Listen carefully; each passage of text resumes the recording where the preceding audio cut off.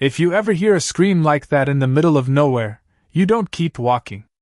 The sound sliced through the stillness of the forest, sharp and human, and Daniel Whitmore stopped mid-step, his polished boots sinking slightly into damp soil as the scent of pine and rain thickened the air around him, the kind of silence that follows something wrong hanging heavy between the trees. And then he saw her, not far ahead, framed by twisted branches and filtered gray light.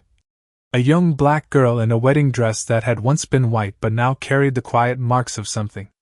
Interrupted, the fabric catching on bark, her bare feet pressed into cold earth, and around her wrists, a chain wrapped tight against the trunk of a tall oak, metal glinting faintly as it swayed with the wind, not violent, not loud, just there, wrong in a way that made his chest tighten before his mind could catch up, and for a second Daniel didn't move, didn't breathe, because nothing about this belonged in the world he understood. Not in a place like this, not in a life like his, where problems were solved in glass offices and numbers on screens, not in a forest miles from the nearest road where even his GPS had gone quiet 10 minutes ago. And yet here she was, real, unmoving except for the rise and fall of her shoulders, her eyes lifting slowly to meet his, wide but not surprised, as if she had already learned that surprise didn't change outcomes, and when she spoke, her voice was low, steady in a way that didn't match her age. "They'll come back before dark." And the words didn't echo, they settled, like a warning placed carefully between them, and Daniel felt something shift under his ribs, something unfamiliar, because there was no assistant to call, no security detail to step in, no cameras, no board, no one watching, just him and a decision forming in the quiet space where control usually lived, his hand instinctively reaching for his phone, lifting it, checking, nothing, no bars. No signal. Just his reflection staring back at him in the black glass, a man who had built an empire on calculated risk now standing in mud with no equation to follow, and then his eyes dropped again, not to the chain this time, but to the details stitched along the edge of her dress, subtle, precise, a crest he recognized instantly, one he had seen embossed on contracts, printed on invitations, tied to a family whose influence stretched far beyond boardrooms. And the air seemed to thin as that recognition settled in, because this wasn't random, this wasn't an accident hidden in the woods, this was connected, deliberate,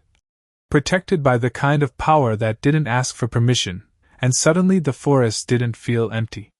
anymore, it felt watched, like the trees themselves were holding their breath, and Daniel's jaw tightened as he looked back at her, really looked this time, at the way she stood without pleading, without reaching, as if she had already decided what kind of world this was and was waiting to see what kind of man he would be inside it, and for the first time in years, Daniel Whitmore didn't think about consequences, he just stood there,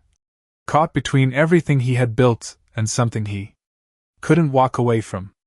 Daniel did not step closer right away because something about the way she stood there made him slow down, not out of fear but out of respect for a space that had already been broken too many times before he arrived. And he noticed the smallest details first, the way her fingers curled slightly as if bracing against the cold metal. The faint tremor in her shoulders that had nothing to do with weakness and everything to do with holding herself together, and the forest around them seemed to lean in, quiet except for the distant rustle of leaves and the soft drip of water from branch to branch, and he lowered his phone slowly, slipping it back into his coat pocket as if accepting that the world he came from could not reach him here, not yet. Not fast enough, and when he spoke his voice came out lower than usual, stripped of the sharp certainty that usually defined him. "What is your name?" And she hesitated, not because she did not want to answer but because names carried weight, and after a moment she said, "Amara." Her voice steady, controlled, and he repeated it in his mind like something important he should not forget, Amara, and it felt out of place against the cold logic that usually guided him. And he took one careful step forward, stopping again when he saw her flinch just slightly, not dramatic, not fearful in the way people expect, but cautious, practiced, like someone who had learned to measure distance in survival, and he raised his hands just a little, palms open, not touching, not assuming, letting the silence stretch long enough for her to see that he was not going to rush her, not going to decide for her. And the chain moved again with a soft metallic sound as the wind shifted, and he followed it with his eyes, tracing where it wrapped around the tree, noticing the lock, solid, deliberate, not something improvised, and his jaw tightened as the realization deepened that this had been planned, not by accident, not by chaos, but by someone who believed no one would interfere, and that belief lingered in the air like a second presence, unseen but heavy, and Amara watched him the entire time, her gaze sharp, searching, as if she was not asking for help but evaluating whether he deserved to give it, and then she spoke again, quieter this time. "You should go." And the words landed differently than he expected, not as dismissal but as protection, as if she understood something he did not yet fully grasp, and he shook his head once, almost instinctively, because leaving was the one thing that suddenly felt impossible, and for the first time in a long time Daniel Whitmore did not calculate risk in terms of numbers or contracts or market loss. He felt it. Standing there in the damp air, in the space between her and the chain, in the weight of a decision that no one would record but would define everything after it, and his eyes drifted again to the stitching on her dress, the crest that tied this moment to a world he knew too well, and something inside him shifted, not loud, not sudden, but firm, like a line being drawn where there had never been one before, and when he finally stepped closer this time, slower, deliberate, it was not because he had solved the situation, but because he had stopped pretending it was not his to face. Daniel stopped an arm's length away, close enough now to hear the faint rhythm of her breathing, steady but controlled, like someone who had learned to hide panic beneath silence, and he could see more details. The distance had concealed before, the fine stitching along the edge of her sleeve, the way the fabric had been adjusted at the waist as if it had not originally been made for her, and the chain, colder now in his awareness, not just a restraint but a statement, something meant to keep her exactly where she was until someone decided otherwise, and that thought settled heavy in his chest, because he understood power. He understood ownership, and this felt like both in the worst possible way, and he forced himself to look at her again, not at the situation, not at the implications, but at her, because she was the center of this, not the problem, not the risk, and her eyes did not leave his, watching every movement, every shift in his posture, as if she had already seen enough people choose the wrong thing, and when he spoke again his voice carried something new, something quieter but stronger. "How long have you been here?" And she blinked once, slowly, as if measuring whether the question mattered, and then she answered, "Since before sunrise." And Daniel glanced instinctively through the trees, judging the angle of the fading light, the gray sky thickening toward evening, calculating hours without realizing it, and that meant she had been standing here for most of the day, exposed to the cold, the damp, the waiting, and yet she did not look broken, she looked present, alert, aware in a way that made him uneasy because it meant she had endured more than just this moment. And the wind picked up slightly, brushing through the branches above them, carrying a distant sound that made him pause, not loud, not clear, but enough to remind him that this place was not as isolated as it first appeared, and Amara noticed it too, her shoulders tightening just a fraction, and she shook her head once, almost to herself. "You do not understand," she said, and there was no anger in her voice, just certainty, and Daniel felt that land deeper than anything else she had said. Because she was right, he did not understand, not fully, not yet, but he understood enough to know that leaving was no longer an option, and his gaze returned to the lock, studying it now with purpose, the shape, the thickness, the way it had been secured, not rushed, not careless, and he reached out slightly, stopping just short of touching it, aware of how every movement mattered in the space between them, and Amara's voice came again, softer this time. "If they see you here, they will not let you walk away." And the words hung there, heavier than before, because now they included him, not just her, and for a brief moment Daniel considered what that meant, not in abstract terms but in real ones, contracts, investors, alliances, all tied to the same name. Stitched into her dress, and he exhaled slowly, the sound barely audible, as something inside him shifted again, not fear, not hesitation, but clarity, the kind that does not come from thinking but from deciding, and when he finally let his fingers close around the cold metal of the chain, it was not impulsive, it was deliberate, grounded, and for the first time since he stepped into the forest. Daniel Whitmore acted without calculating the cost, because some choices, once seen clearly, no longer felt like choices at all. The metal was colder than he expected, a sharp contrast against the warmth of his palm, and for a brief second Daniel held it without moving, as if feeling the weight of everything attached to it, not just the chain itself but the intention behind it, the decision someone else had already made about her, about this place, about what was allowed to happen here, and he tightened his grip slightly, testing it, not forcefully. Just enough to understand its resistance, and it did not give, not even a fraction, solid, deliberate, designed to last longer than comfort or patience, and he exhaled slowly, his breath visible in the cooling air as the light shifted again through the trees, dimming just enough to remind him that time was moving whether he acted or not, and behind him the forest remained quiet but no longer empty, every small sound carrying more meaning now, every distant rustle a question he could not ignore. And Amara watched him closely, her eyes following the movement of his hand, the tension in his shoulders, the way he leaned in just slightly, and there was something else in her expression now, not hope, not yet, but awareness, like she had seen this moment before in different forms, where someone stood exactly where he was standing and then chose to step back, to let things remain as they were, and her voice came again, softer, almost careful. "You still have time to leave." And the words were not a plea, they were an offering, a way out that she did not expect him to take but gave anyway, and Daniel shook his head, once slow, as if the answer had already settled somewhere deeper than thought, and he looked up at her, meeting her gaze fully this time, not as a stranger passing through but as someone who had stepped into the same reality she was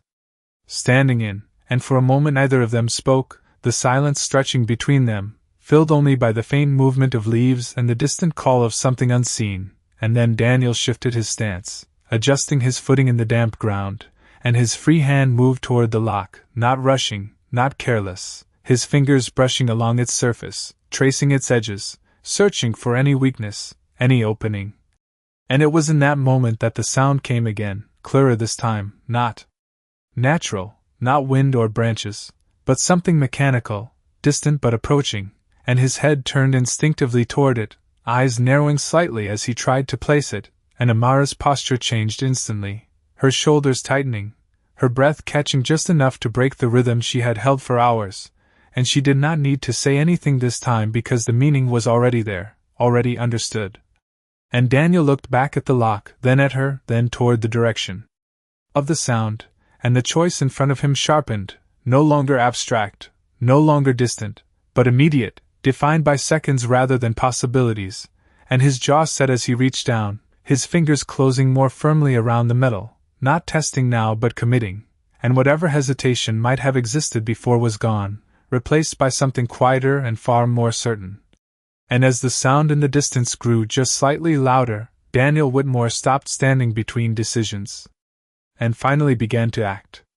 The sound grew clearer now, low and mechanical, like an engine idling somewhere beyond the trees, and Daniel did not need to see it to understand what it meant, that whoever had left her here had not forgotten, had not abandoned this place. They were coming back, and the air shifted with that realization, tightening around them, pressing urgency into every second that passed, and his grip on the chain firmed, the cold biting deeper into his skin as he pulled once, harder this time, testing not just the metal but the limit of what he could do without tools, without time, and it held, unyielding, and he exhaled sharply through his nose, his mind moving quickly now, not in numbers or strategies but in fragments. Options that did not fit this moment, solutions that belonged to another world, and he glanced around, scanning the ground, the base of the tree, the scattered stones half buried in damp soil, and he crouched slightly, his hand releasing the chain just long enough to pick up one of them, heavy enough to matter, rough against his palm, and when he straightened again his movements were more decisive, stripped of hesitation, and Amara watched him with a stillness that carried its own kind of tension, her eyes fixed on what he was about to do. Not with expectation but with awareness, as if she understood that this was the point where most people stopped, where intention met consequence and faltered, and the distant engine sound grew just a fraction louder, enough now to feel rather than just hear, a vibration threading through the quiet, and Daniel did not look toward it again, He did not allow himself that distraction, because the choice had already been made, and he positioned the stone carefully against the lock, not reckless. Not wild, but precise, controlled, like everything he had ever built. Only this time the stakes were not profit or loss but something far more immediate, and for a brief moment he paused, not from doubt but from awareness, understanding exactly what this meant, that once this changed, there would be no stepping back into the life he had walked in with, no quiet explanation, no simple repair, and he glanced up at Amara, meeting her eyes once more, and there was something there now. Something different, not trust, not yet, but recognition, like.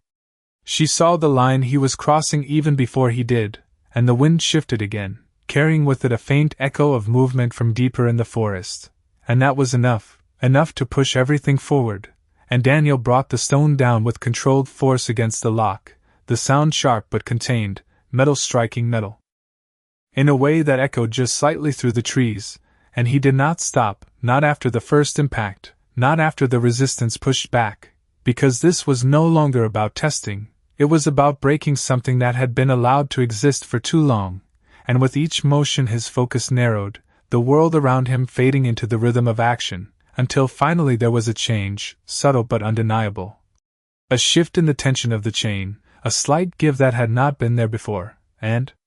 he stilled for half a second, feeling it, confirming it, and then he moved again, more certain now, as the distant sound continued to close in. And for the first time since he had stepped into the forest, Daniel Whitmore was no longer reacting to what he found, he was changing it. The change shifted again, looser now, the tension no longer absolute, and Daniel felt it through his hands before he saw it, a subtle release that changed everything without making a sound, and for a moment he did not move, not because he was unsure, but because something in the air had changed, something quieter than the approaching engine but just as real. And the forest seemed to pause with him, the wind easing, the leaves settling. As if even the world around them was waiting to see what came next, and he lowered the stones slowly, his grip still firm but no longer urgent, and his eyes moved from the lock to Amara, searching not for permission but for understanding, and she held his gaze, steady, unblinking, and there was something new there now, something softer but still guarded, like a door that had not opened yet but was no longer fully closed, and her shoulders eased just slightly. The smallest shift that most people would not notice, but he did, and it grounded him in a way nothing else had, and the distant engine sound continued closer now, threading through the trees with a low hum that pressed time forward again. But Daniel did not rush, not in this moment, because rushing would break something more important than the chain, and he reached out carefully, his fingers brushing the metal where it had given, testing it again with controlled pressure, and this time it responded, not fully, but enough. Enough to know that what had been fixed in place was no longer permanent, and he exhaled, slow and measured, the breath leaving him like a decision settling into his body, and Amara shifted her weight slightly, her bare feet pressing into the damp ground as if preparing for something she had not allowed herself to expect, and her voice came, quieter than before, almost lost beneath the sound of the trees. "Why are you doing this?" And the question lingered, not accusatory, not confused, but real, and Daniel paused, his hand still resting against the chain, because the answer was not something he had prepared, not something he had ever needed before, and for a second he looked down, not at the metal, not at the ground, but at the space between them, where everything had changed in a matter of minutes. And when he spoke his voice was different, stripped of performance, of certainty. "Because leaving you here is not an option." And the words were simple, but they carried a weight that did not need explanation. And Amara watched him closely, as if measuring that answer against everything she had known before this moment, and something in her expression softened again, not fully, not completely, but enough to be seen, and the engine sound grew louder now, unmistakable, no longer distant. And Daniel's focus sharpened, his movements becoming more deliberate again as he adjusted his grip, preparing to finish what he had started. And the forest seemed to lean in once more, the quiet breaking into something more urgent, and as he positioned the stone again against the weakened lock, there was no hesitation left, only clarity, and in that clarity, in that narrow space between what was and what would be, Daniel Whitmore understood that this moment would not end quietly, but he moved forward anyway. The stone met the lock again with controlled force, not wild, not frantic, each movement measured as if precision could somehow outrun the time closing in around them, and this time the response was different, a sharper shift, a subtle crack in the resistance that had held firm for so long, and Daniel felt it instantly, the metal no longer solid in the same way, the structure beginning to give under pressure, and he did not stop. Not now, not when he was this close, his focus narrowing completely to the point where everything else faded. The sound of the approaching engine, the movement of the trees, even the cold air pressing against his skin, all of it became distant, secondary to the single action in front of him, and Amara watched without speaking, her breathing slightly faster now, not from panic but from something else, something closer to anticipation that she did not fully allow herself to feel, and the chain trembled faintly with each impact. A visible sign that what had been fixed was no longer certain, and then it happened, not with a loud break or a dramatic snap, but with a quiet shift, a release that traveled through the metal like a breath being let go, and the lock gave way just enough for Daniel to feel it loosen under his hand, enough to know that it was no longer holding her in place the way it had before, and he dropped the stone immediately, his hands moving to the chain itself, working it carefully, deliberately, pulling it free from the tension that had kept it tight against the tree. And the metal slid with a low, scraping sound, not harsh, not violent, just real, and Amara's shoulders lifted slightly as the pressure around her wrists eased, the first change she had felt in hours, maybe longer, and she did not move right away, as if her body needed a moment to understand that what had been constant was no longer there, and Daniel stepped back just half a pace, giving her space, not reaching, not guiding, allowing her to take that moment on her own terms, and the engine sound was close now, unmistakable, the low hum rising through the trees, no longer hidden, no longer distant, and Daniel turned his head briefly toward it, just enough to confirm what he already knew, they were almost here, and when he looked back at her, something in his expression had changed again, not uncertainty, not calculation, but readiness, and Amara shifted then, slowly, her arms moving forward for the first time without resistance, the chain hanging loose now, no longer defining her position, and she looked down at it for a second, as if seeing it clearly for the first time, and then back up at him, and there was something undeniable in her eyes now, something that had not been there before, not just awareness, not just caution, but the beginning of trust, fragile, incomplete, but real, and the sound behind them grew louder, closer, threading urgency back into the moment, and Daniel straightened slightly, his posture shifting from action to protection without conscious thought, placing himself just slightly between her and the direction of the approaching noise, not as a strategy, not as a plan, but as instinct. And for the first time since he had stepped into the forest, the situation was no longer static, no longer controlled by whoever had placed her here. It was moving, changing, and whatever came next would not unfold the way it had been intended, because Daniel Whitmore had already changed the outcome. The engine sound broke through the trees in full now, no longer distant, no longer uncertain, the low rumble of tires pressing over gravel or dirt somewhere just beyond the line of sight, and Daniel felt the shift in the air before anything else, the quiet of the forest tightening again, this time not with stillness but with expectation, and he turned his body slightly,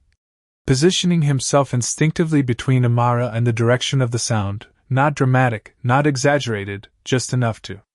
create a boundary that had not existed before, and Amara stepped back half a pace, the chain now hanging loose at her side, no longer anchoring her but still present, a reminder of what had just changed, and her eyes moved past him toward the trees, tracking the source of the sound with a focus that came from familiarity, not curiosity, and she spoke quietly, her voice steady but carrying urgency.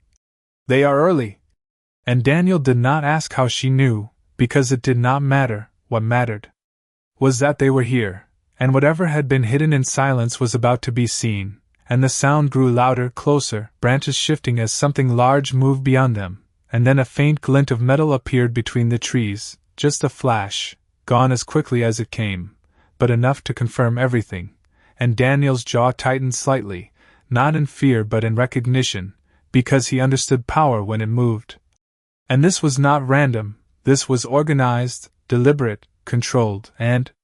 His mind flickered briefly through names, connections, the crest on her dress, the investors tied to it, the quiet agreements that kept certain things unseen, and he realized with absolute clarity that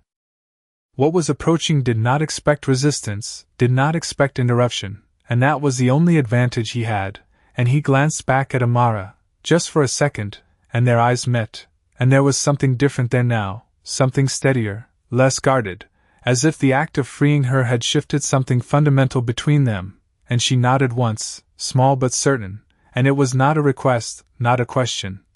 Just an understanding shared without words, and Daniel turned forward again.